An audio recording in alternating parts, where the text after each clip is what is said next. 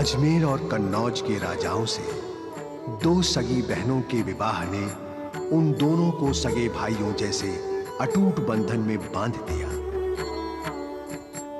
ये क्या कर रहे हैं आप? आपका आशीर्वाद ले रहा हूं। हमारा आशीर्वाद सदा आपके साथ है अजमेर नरेश। अजमेर उत्तराधिकारी के आगमन के उत्सव में खोया हुआ था और यवनी सेना के खतरनाक पंजे उसकी ओर बढ़े आ रहे थे।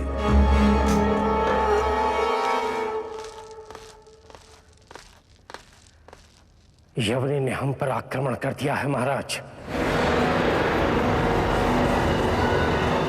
बस महाराज, आप हमें आज्ञा दीजिए। हम उन लुटेरों को तिनकों की तरह उड़ा देंगे। हमारे वीर योद्धाओं का पौरुष शत्रु बल पर टूट पड़ने के लिए मचल रहा है महाराज। ठीक है, तैयारी कीजिए। कल सुबह के सूरज की पहली किरण के साथ कूच करेंगे।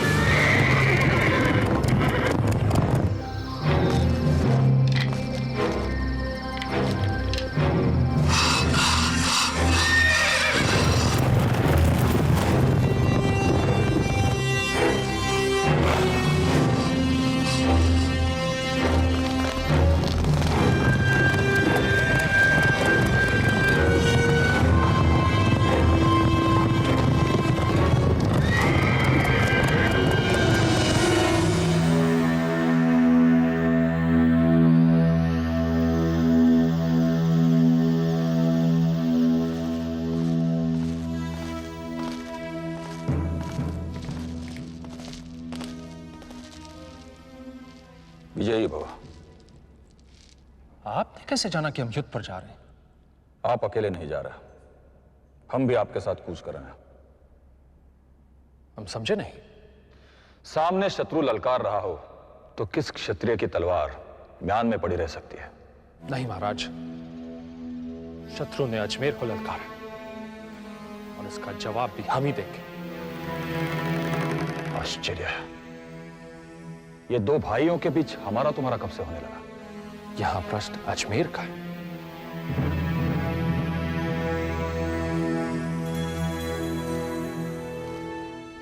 हमें पता ही नहीं था कब कन्नौज और अजमेर अलग अलग हो गए। हम तो कन्नौज और अजमेर को एक ही माता के दो संतान समझते हैं। अगर आप दोनों राज्यों की सीमाओं को अलग करेंगे तो एक दूसरे की मदद कैसे करेंगे? कल कन्नौज की छाती पर शत्रु चढ़कर आता है तो किस मुंह से हम कहेंगे आओ भाई हमारा साथ दो? बस महाराज बस, हमें और अपमानित मत कीजिए। अपमानित आप हमें कर रहे हैं। कल तक जो भाई था आज इतना पराया हो गया कि हाथ थामने पर भी उसके हाथ मैले हो रहे हैं।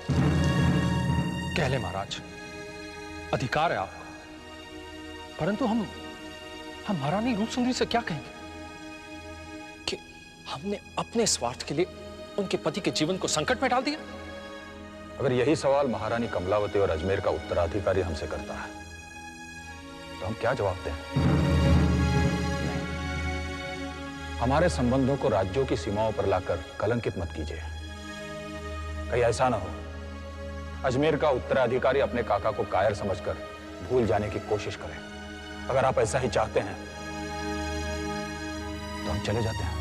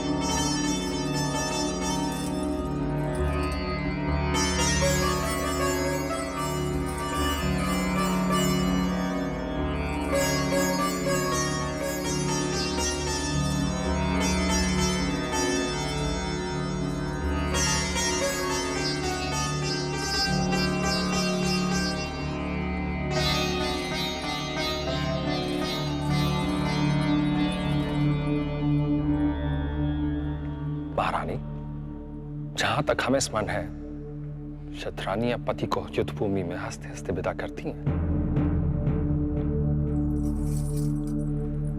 हम जानते हैं आपका मन उदास है, और ये भी जानते हैं कि इस समय आपको हमारी सख्त आवश्यकता है।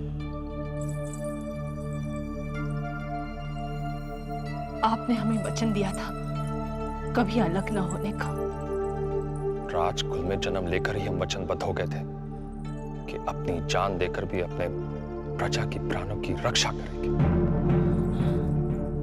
एक प्राण हमारे भीतर भी पल रहा है महाराज। जब वो हमारे भीतर आया, तब से हम स्वयं एक वचन से बंध गए हैं। यदि वो वचन टूट गया तो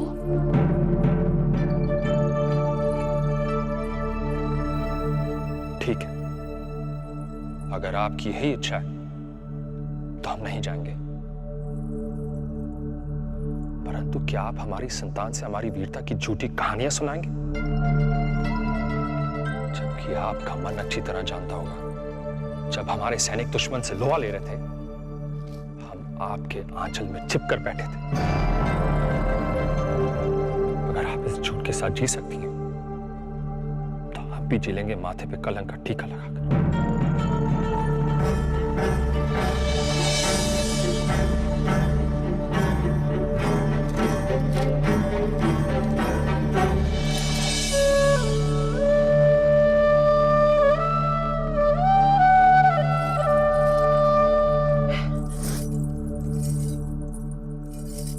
देखिए राणा जी, हमारे आंखों में आंसू नहीं है।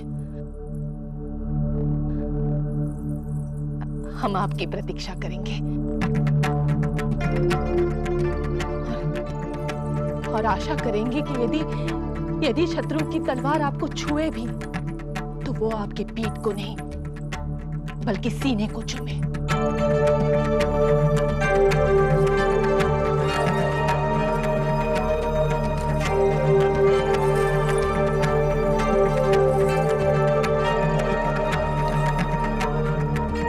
जाइए और इस तलवार का श्रृंगार करवाइए।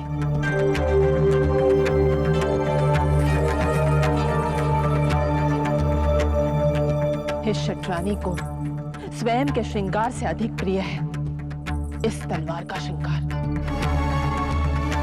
हम अपने संतानों को उनके वीर पिता की वीर गाथाएं सुनाना चाहते हैं, जो अकेले ही पूरे सेना पर भारी है। लौटकर हम इस शतरानी की चरण रच लेना चाहेंगे।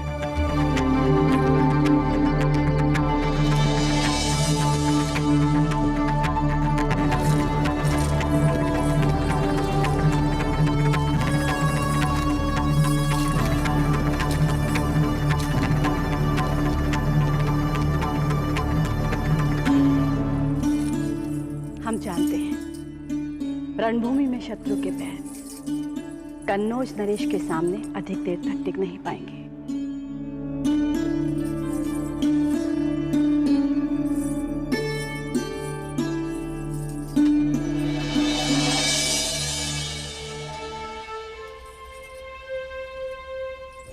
क्या बात है महाराज? तलवार पर आपकी ढीली पकड़ देखकर लग रहा है कोई बात है जो आपके मन को सता रही है। पता नहीं क्यों महारानी, जाने से पहले अपने बेटे को देखने का मन कर रहा है। ऐसे समय में बेटे का मुंह आपको शोभा नहीं देता महाराज? नहीं महारानी, हमारा बेटा हमारी कमजोरी नहीं, हमारी शक्ति है। आप विजयी होकर लौटिए, हम शीघ्र ही कन्नौज जाकर जयचंद से मिलेंगे।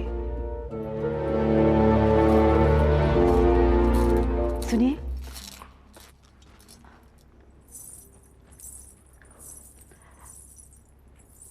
एक बात कहनी थी आपसे। कहिए महारानी।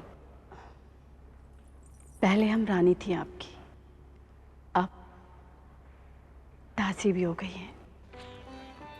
क्या कह रही हैं आप? जिस तरह से आपने आगे बढ़कर संकट की इस घड़ी में अजमेर नरेश का साथ देने का निर्णय लिया है, हमारा सर गर्व से ऊंचा हो गया है।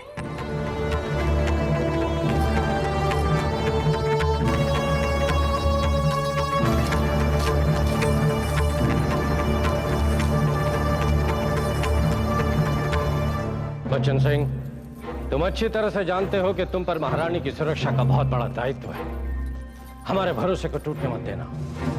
मंत्रीवर, इन भुजाओं में बहने वाले रक्त की सौगंध, जब तक इस रक्त में महाराज के नमक का अंश मात्र विशेष है, बच्चन सिंह की तलवार कोई पार नहीं कर पाएगा। ये एक क्षत्रिय का वचन है। आप विजयी होकर लौटिए, ये बच्चन सिंह आपको यहीं प्रतीक्षा करता मिलेगा। बच्चन सिंह, मुझे तुमसे यही आशा है।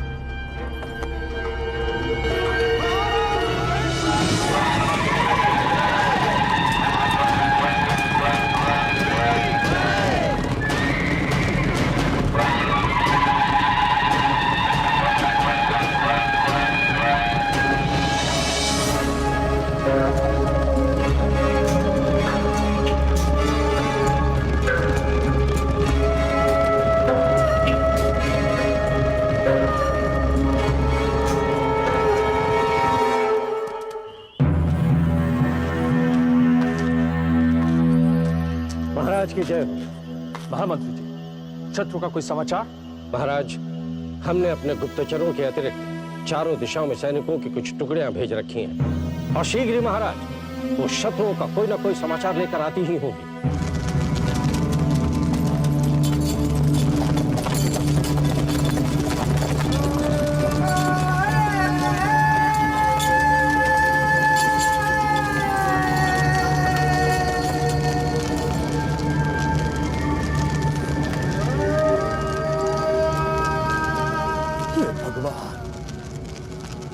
ये क्या हो गया? लगनपाल वो हमसे पहले ही यहां पहुंच गया। पूरे गांव में कोई जीवित नहीं बचा सेनापति जी। चारों तरफ लाशें ही लाशें हैं।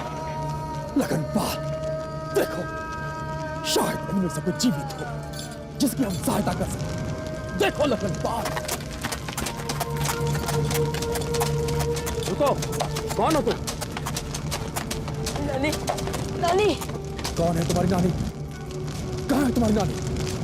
नानी, नानी।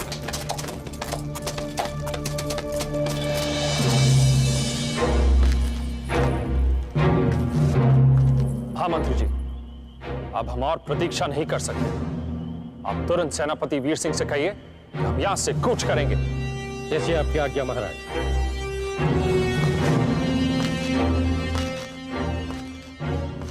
लेकिन बिना किसी सूचना के हम शत्रु को खोजेंगे कहाँ?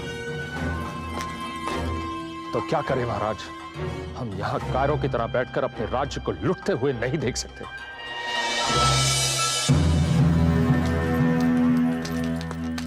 महाराज की जय हो। वीर सिंह, ये बच्चा कौन है? महाराज, ये बच्चा सोन गांव का रहने वाला है, जिसे कुछ ही घंटे पहले लूटा गया और लूटने के बाद लुटेरों ने सारे गांव को जला डाला। महाराज, ये बच्चा हमें बता रहा है कि हमारा शत्रु उत्तर दिशा की ओर गया है।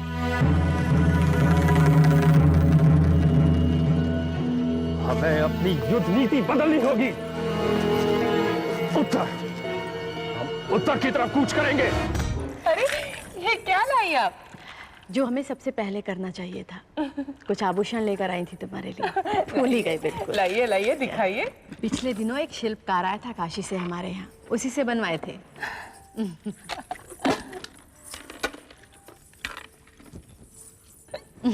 दीदी कैसी लग रही है हम? यदि पहले पहन लेती तो महाराज जाते ही क्यों युद्ध भूमि में? हाँ?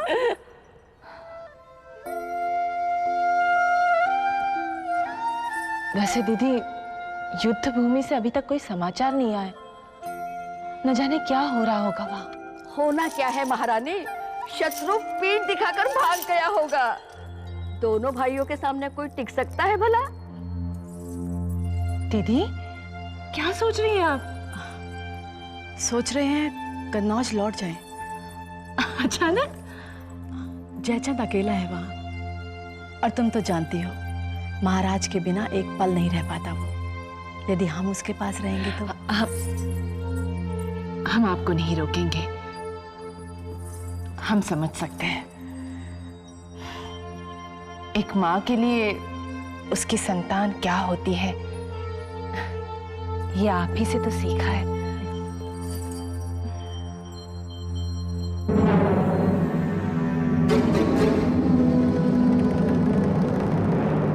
बहुत खूब सुल्तान कन्नौज, बहुत खूब। हम तो सुल्तान अजमेर का सर कलम करने आए थे, मगर अफसोस तुम्हारी बदनसीबी तुम्हें हमारे शमशीर के सामने ले आई है। अगर तुम्हारे सर के नसीब में हमारे इस पांव की ठोकर लिखी है तो हम भी देखना चाहते हैं कि तुम्हारा कटा हुआ ये सर हमारे सामने किस तरह से तड़पता है। तू अपने सर की चिंता कर नीच। ये धरती तेरा खून पीने के लिए मचल रही है। इस धरती पर आज तक कोई ऐसा नहीं जन्मा जो विजयपाल को ललकार कर वापस लौट गया। हमारे सामने जो गर्दन उठी अधिक समय तक कंधों पर टिक नहीं पाई। अगर तू अपनी औरत के माथे का सिंदूर पोंछ कर आया है तो आगे बढ़। हंसता क्या है पापी?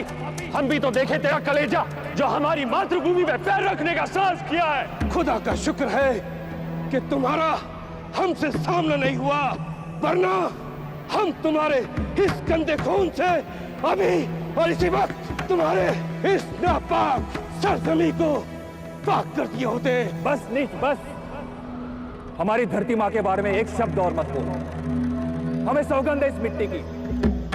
अगर आज तेरे खून से इसके आंचल को ना रंगे तो हम इस माँ के लाल नहीं। सैनिकों, बता दो इस नीच को हम क्षत्रियों को ललकारने का परिणाम कितना भयंकर होता है। आक्रमण जाओ।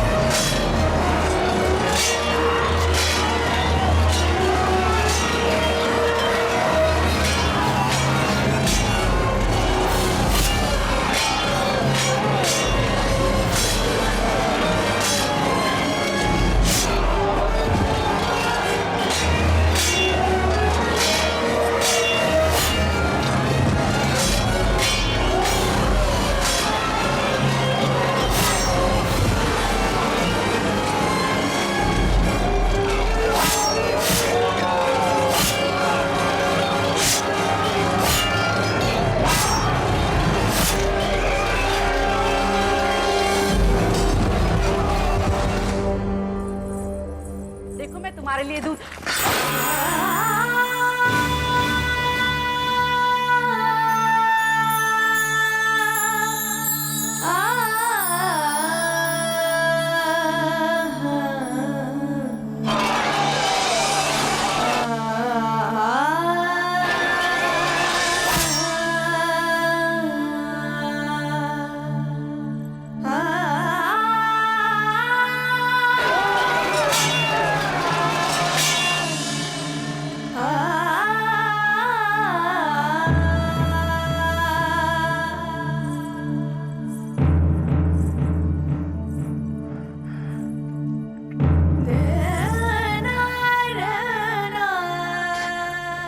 दीदी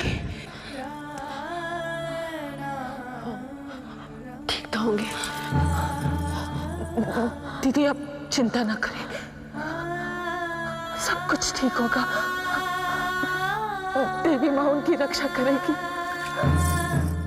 आप चिंता न करें।